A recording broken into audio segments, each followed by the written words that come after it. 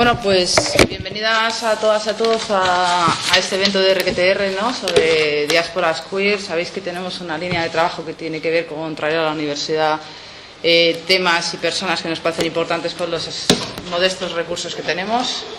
Y la verdad que hoy es un gusto tener en la mesa, y parece que lo dices, casi siempre que lo dices es como de hacer peloteo, pero es verdad, ¿no?, a tres personas que son relevantes en este tema y que además son compañeros y compañeras del activismo, o sea que a veces no está reñido que la gente sea maja con que sea justamente la gente que tiene cosas que decir y que sean pues gente afín, ¿no?, de alguna manera.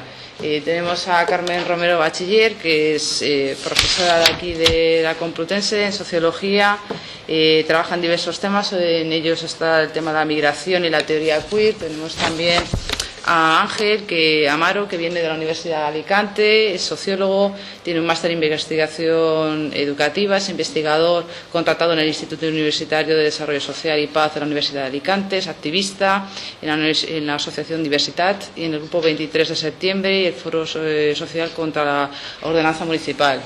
Y también tengo que decir que una de las personas que ha agitado también un poco la réplica del tema de la solidaridad con los detenidos por el tema de las capillas. Tenemos también a Leticia Rojas, que es una compañera activista lesbiana, transfeminista, es antropóloga, es estudiante de doctorado de la perspectiva feminista como teoría crítica, es activista del grupo de migrantes transgresoras y, bueno, como veis, tenemos gente interesante que nos va a hablar de este tema de las diásporas queer, que si bien hay gente que nos ha preguntado, ¿pero esto qué es lo que es? Digo, bueno, tú no te preocupes, que viene gente te lo va a explicar, y otra gente que ya nos suena más el tema, ¿no? Quizás tiene que ver con ir afinando, ir encontrando temas que para la investigación, para el activismo nos resultan muy relevantes, ¿no? En ello estamos, por ejemplo, con los últimos orgullos alternativos que se han celebrado en Madrid, ¿no?, donde hemos estado hablando de cuestiones muy relacionadas y, bueno, yo creo que estamos en un momento del activismo y de la investigación donde tenemos que echar mano de nuevas herramientas teóricas y precisamente por eso yo creo que es relevante, ¿no?, que tengamos la suerte de contar con estas tres personas. Y si os parece, yo le doy la palabra a Carmen y después, como queráis, o Ángel o Leticia. ¿Os parece bien? ¿Sí? Vale, bueno, yo en principio lo que me habían pedido, yo les había dicho, bueno, vale, yo presento la mesa, pero no digo nada porque creo que es más interesante y de hecho me interesaba particularmente que hablaran pues Ángel, o tener la oportunidad de escuchar a Ángel y a Leticia, porque ellos están haciendo trabajo empírico. Quiero decir, una de las digamos, de los problemas que hay en relación a estas cuestiones es que de momento no había realizado demasiado trabajo empírico. Había un pequeño estudio de Cogam sobre homosexualidad e Islam, que en realidad se basaba en 12 entrevistas escasas únicamente a varones y a una mujer trans, y además hacía unas mezclas un poco extrañas entre Islam, magrebíes, extranjeros, de una forma curiosa.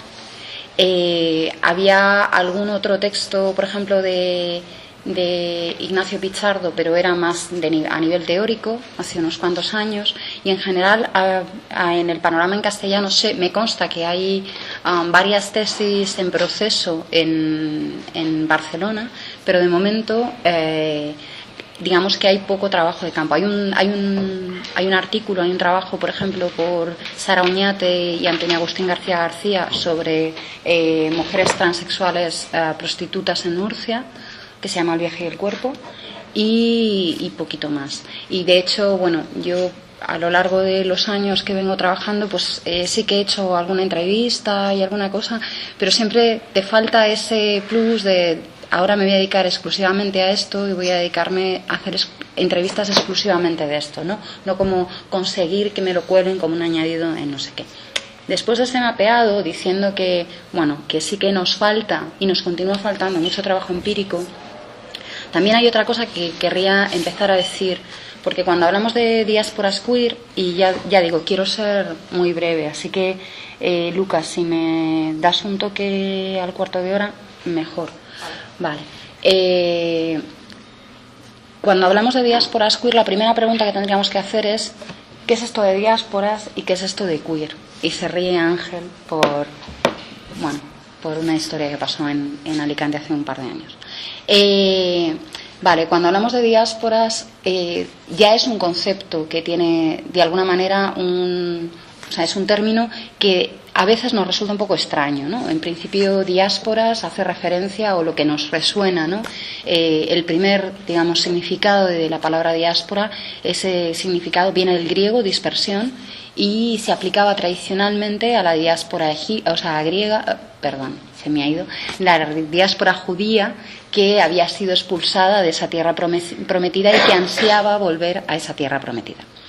Este término ha sido posteriormente, sobre todo, yo creo que durante los 80 y fundamentalmente a lo largo de los 90, tuvo un amplio recorrido y recepción en los estudios poscoloniales y los estudios de migraciones que iban a trabajar con el concepto de diáspora de una forma bastante novedosa. El concepto de diáspora iba a dejar de tener esa referencia directa al colectivo judío y lo que pasaría de alguna manera es a enunciar ese espacio donde había una serie de comunidades, una serie de colectividades que iban a estar habitando en 2 o más sitios.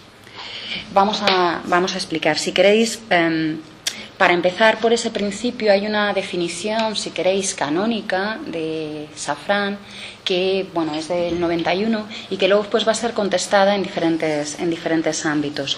Básicamente en Safran caracteriza a las diásporas como comunidades minoritarias expatriadas que, han sido dispersadas de un centro original o al menos de 2 sitios periféricos.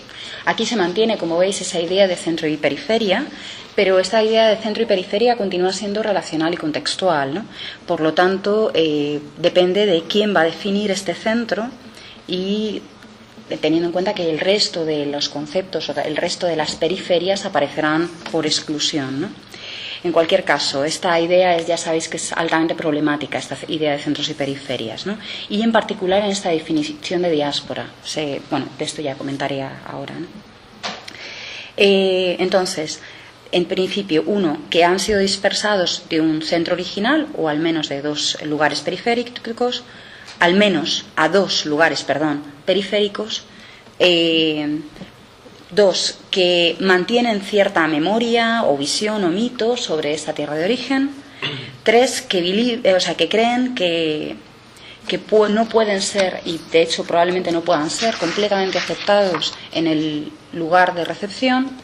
4, que consideran que el hogar ancestral se convierte en algo así como en un lugar de retorno final, donde eventualmente pueden llegar a morir o pueden descansar en paz de alguna manera, pero esto también es altamente, de hecho esta idea del hogar y el hogar original como origen, como un espacio al que se ansía volver, es uno de los aspectos más complicados o problemáticos de este concepto de diáspora, y en particular yo creo que es uno de los aspectos más interesantes para analizar ligado a la idea de diásporas queer. Bueno, lo dejo ahí. Y por otro lado asumen un cierto compromiso en el mantenimiento o en la mejora de esa tierra de origen. Esto es, en principio se plantea, por ejemplo, que hay inversiones, hay todo tipo de trabajos que van a estar vinculados a la promoción de ese lugar originario. Y es un colectivo cuya conciencia y solidaridad como grupo va a estar importantemente definida en relación con ese origen, con esa tierra de origen. Como veis, esto podría aplicarse a muchos colectivos migrantes en este momento. De todas formas, esta visión canónica ha sido ampliamente cuestionada, ¿no? Y en muchos casos se cuestiona primero que tenga que haber en absoluto ese lugar de origen o que tenga que haber esa idea de comunidad, etcétera, etcétera. En el trabajo, en el curso de las investigaciones, por ejemplo, que he venido realizando o en las que he participado ligadas a la cuestión de migración, esto se ve muy claramente. Muchas veces la idea de pertenencia a un colectivo nacional que se define como diaspórico es una pertenencia que no se parte con ella, sino que se produce en el espacio de llegada. En el espacio de llegada, donde de repente se establecen unos vínculos y solidaridades con otros miembros del colectivo que en ese momento son reconocidos como miembros del colectivo. Esto es, esa forja de una comunidad no se produce o no es resultado de una especie de esencia inmutable que llevas contigo como una especie de mochila, sino que de alguna manera va a conformarse precisamente en ese espacio de llegada. ¿Y por qué? Porque probablemente elementos que anteriormente no resultaban significativos, de repente van a pasar a serlo.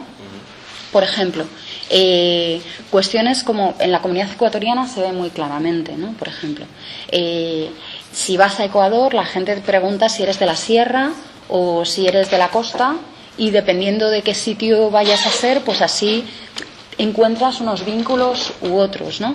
O es muy importante el hecho de que seas indígena de una determinada comunidad, no es lo mismo ser pañarí o ser otavaleño, ¿no? Que pues ser mestizo, mestiza, ¿no? Y dentro de esto pues se cruzan con cuestiones como clase social, etcétera, etcétera. Los vínculos son mucho más complejos de lo que parecen.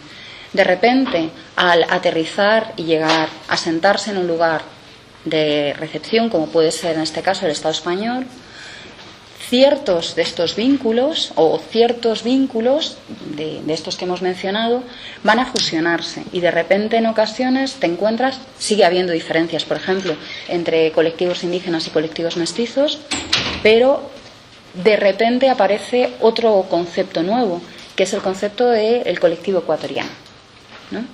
Entonces, claro, incluso tal como va a presentar ahora mismo Leticia está utilizando la idea de diáspora andina, que es un concepto que viene a articular, bueno, ya lo explicará ella con más detalle, pero viene a articular no solamente población que proviene de Ecuador, sino que proviene de Colombia, de Perú, de Bolivia y no sé si me dejo algo más. Y, pues esto. Entonces, claro, es un constructo también teórico que sirve para articular determinado tipo de cosas, pero da sensación de pertenencia, ¿no? Pero, ojo, lo interesante aquí es que las sensaciones de pertenencia, esos vínculos de pertenencia se producen, digamos, en el espacio de llegada y se construye ese origen, ese espacio del hogar como un origen mítico. Aquí, particularmente, de hecho, os he traído algunos libros que me parecía interesante mencionar y voy a ir más rápido porque si no me enrollo. Acaban de traducir un texto que para mí es fundamental para tratar esta cuestión de las diásporas, que es el libro Cartografías de Diáspora de Aftar Bra, que acaba de ser traducido por Traficantes de Sueños. Sabéis que Traficantes de Sueños tiene toda su colección en Creative Commons, con lo cual la tenéis disponible en red. Y os invito a que le echéis un ojo porque francamente a mí me parece una referencia fundamental en esta cuestión. Aftar Bra en particular va a cuestionar esta concepción más tradicional de diáspora, y una de las cosas que va a introducir es, primero, cuestionar esa idea de que un aspecto fundamental en la constitución de las diásporas no es tanto ese anhelado origen donde uno trata o anhela volver, pero sino más bien ese deseo compartido de un hogar que es situado en un origen que es fundamentalmente mítico. Voy a ver si esto lo puedo explicar con más calma. Es un deseo compartido de hogar que se sitúa míticamente en el lugar de origen. Entonces, no es tanto que exista un origen, un hogar al que volver, sino que el mismo concepto de hogar, ese deseo de hogar, se convierte en un espacio mítico, pero va a pasar a ser un hogar y un deseo por un hogar que es un deseo por un hogar compartido en un sentido de comunidad, que eso es lo que se moviliza en el espacio de diáspora. Y a mí esto me parece muy importante en el trabajo de Aftar Bra. En este sentido, además, otra de las cosas que articula, que a mí me parece bastante